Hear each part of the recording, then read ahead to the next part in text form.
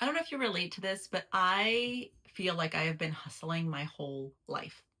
Some of us grew up with that mentality, others of us had to do it as a way of survival. Whatever your story is, I bet you there's a part of you that has a hard time with pause. And today I want to talk to you about how learning how to pause and even rest is a big part of learning how to trust yourself. Hi, I'm Mory, Intuitive Life and Leadership Guide, and I'm here to remind you that trusting yourself is the ultimate answer to a life that is more empowered and fulfilled. All right, so as we go into this holiday and winter season, I thought it was really important that we all take just a few minutes and focus our consciousness on the concept of pause and of rest. It's a really difficult concept in a lot of Western cultures, particularly for those of us that have grown up in the US, because we are so proud of the fact that we are a hustle culture. The place where anything you want can happen comes with a price tag. And that price tag is the idea, the story that you have to constantly be in motion, that you have to be productive to earn that dream.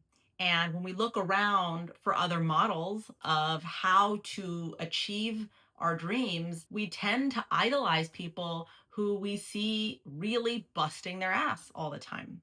We tend to really make heroes of stories of people who wake up at 5 a.m. and are on the treadmill by 5:30 and et cetera, working all day until the sun sets. And that's because we believe genuinely, individually and collectively, that the only way to really get what we want is to become as productive as humanly possible, to prove that we are worthy of that desire. Does that resonate with you at all? Is there any part of your system that comes online, whether that's through an emotional feeling right now or a contraction in your body that goes, oh, yeah, I recognize that belief. I need to prove that I'm worthy of this life, this dream, these aspirations I have by working myself to the bone. So, look, there's a lot stacked against us when our systems actually are asking us to rest that doesn't allow us to listen in. So it's no wonder that it's difficult for a lot of us. And in fact, for me personally, I associate pause and a level of calm and inactivity in my life sometimes with danger. Because for me, growing up the way that I did, and having to constantly be worried about my environment, whether that meant my parents worry as immigrants, whether that meant my parents getting divorced and what it felt like in the home, whether that meant living with then a single mom who had a lot on her plate. That constant feeling of something going on became really comfortable to me. And so chaos is comfortable. There's no wonder that I became a crisis manager in my career because chaos became really comfortable. So I will take this pause thing one step further and tell me if you relate to this. For me, beyond it just being about not having permission, it is also about not feeling like it's safe, that there must be something wrong if things are calm or pausing. So, again, does that hit you? I'm naming these things because I think it's really important that you understand that you can't just set your mind to something like, okay, I'm going to embrace pause, and that it's naturally going to happen. It's really important to understand all of the obstacles, all of the reasons why we're going to fight the pause. Here is why it's so important that you do this calculus. We are all parts of nature. We human beings are a part of this planet. And the natural way of things is pause. The natural way of things is slowing down to rejuvenate, to gather our resources, to care for what needs to be cared for so that we can be filled up again to go forward when it's time for action. You can find so many examples of that during this season of winter. Look at trees, Look at how they lose all their leaves, slow down, and just what looks like pause on the outside. Nature has a way of knowing intuitively, inherently, how to slow down. And that is important because without that slowdown, it becomes impossible to resource ourselves. We become empty vessels that are running on fumes. And I'm here to tell you, without an actual energetic force, without your life force fully available, fully resourced, filled up, the fumes don't get you very far. They might at first look like they are performing. Pushing yourself to the limit and beyond might at first get you some of the results you're looking for. You might get the opportunity, you might see the success right away. But because we are natural beings that require resource, energy, life force to continue to thrive, that timeline, that moment of success or getting what you want can be very quickly interrupted. It can be interrupted by just such deep exhaustion that your body begins to feel sick, tired. It can get interrupted by emotional exhaustion, depression, anxiety, because again, you're ignoring this system that is allowing you to live. And this biological system and energetic system needs to rejuvenate itself. So I want to offer this reframe. When you think about achieving your goals, I want you to start to think about how rest and rejuvenation, how building your life force is a part of that cycle. Yes, there is hard work. Yes, there is pushing yourself. Yes, there is courage. And there is long days and nights for the things that you love. Absolutely. That can be part of the system. But part of the system is also pause, rest, and rejuvenation so that this life force that you need, that your biological, that your energetic system needs in order to function can get filled back up. Think about it like a gas tank. If you see it that way, the thing that happens is you begin to remove the shame that you have naturally, culturally associated with rest. You begin to interrogate the limiting belief system that says, pause, rest, stopping makes me ... Fill in the blanks with whatever limiting belief you have. For me, it was lazy. For me, it was not good enough to really get the thing or the things that I wanted or to achieve the things I wanted in life. What are your limiting beliefs? What do you believe slowing down and pausing means about you that creates shame? The best way to get around that shame is to begin to see the value. What you're actually doing in these moments of pause, hibernation, going inward, slowing down, is you're feeding your dreams. You are feeding those very seeds you have planted and have been watering all year.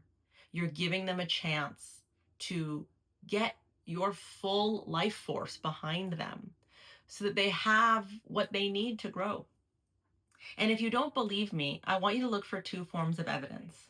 The first is if you've ever actually slowed down in your life, if you've ever actually had pause in your life, I just want you to ask yourself, what was the outcome?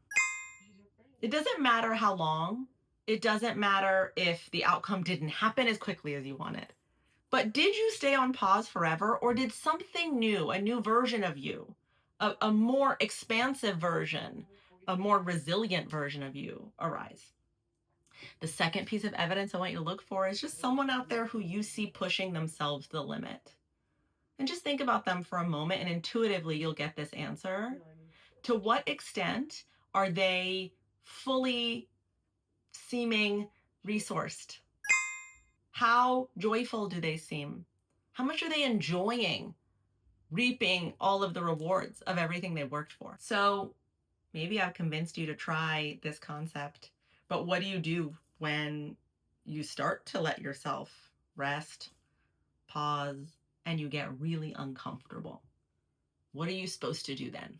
Good question that I just asked myself, but I think you're thinking it. Here's the thing. I want you to be uncomfortable. Change doesn't happen unless you're uncomfortable. So instead of seeing the discomfort as a signal that you need to do something to get comfortable, I want you to see the discomfort as a signal that something within you is changing. Growth comes from being uncomfortable. So know that if you're not a pause and rest person and you're going to give this a shot, even if it's over the holidays and you become uncomfortable, you feel like you need to maybe send that email or try a new thing or whatever it is that this part of you who thinks that pause is negative is going to convince you to do. If you feel that coming up in you and you're uncomfortable, just notice it. Awareness is everything. Name it. Say it out loud to a friend. Write it down for yourself. I'm noticing I'm really uncomfortable with this pause. That is information. And that is a sign that it is changing in you. Because here's the thing, you can listen to this kind of content all day long, but until you put it into practice and sit in the discomfort of practicing it, you won't really see the transformation happen. So even though this is a video about pause, I'm about to give you homework, which is notice what happens when you slow down over the next few weeks or whenever it happens for you. Timing is not in our control. Timing is divine.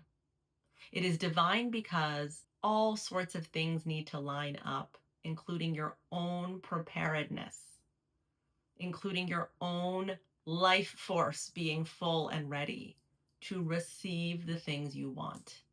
And that timeline may not match what your ego is trying to tell you it should. And that's okay. Sometimes that hurts. It really hurts our egos. I know it hurts mine. I can go into a very dark place because I'm a very impatient person.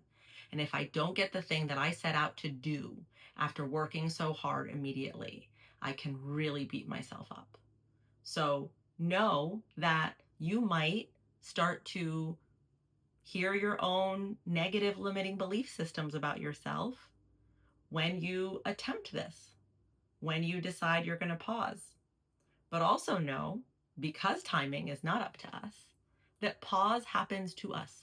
The way it happens to us is that things slow down even when we are racing towards them, even when we are pushing and pushing and pushing to make them happen. Have you ever had that happen?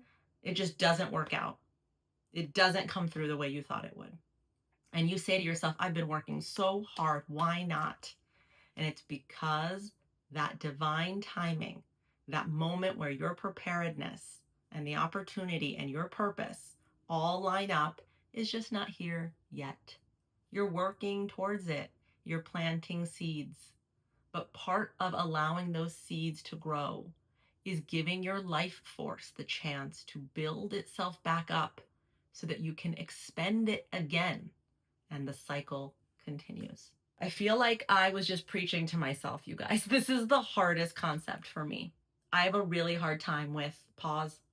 I have a really hard time with slowing down, with understanding divine timing. I really am deeply impatient and have, like I said, the story that slowing down makes me lazy. So I'm in this boat with you all, in this discomfort with you all. But I will tell you something I have learned every time I've just said, okay, fine. It's a moment of pause and let it go and stopped fighting it. Something really incredible has come on the other side. I know that as evidence of my own life. I bet you if you stop and pay attention, you'll find it in your own life too. And if it was true before, it'll be true again. I hope you enjoyed this video. If you did, click the subscribe button, share it with people you think need to hear this message, and come back and find me again for a new video about how to trust yourself. See you later.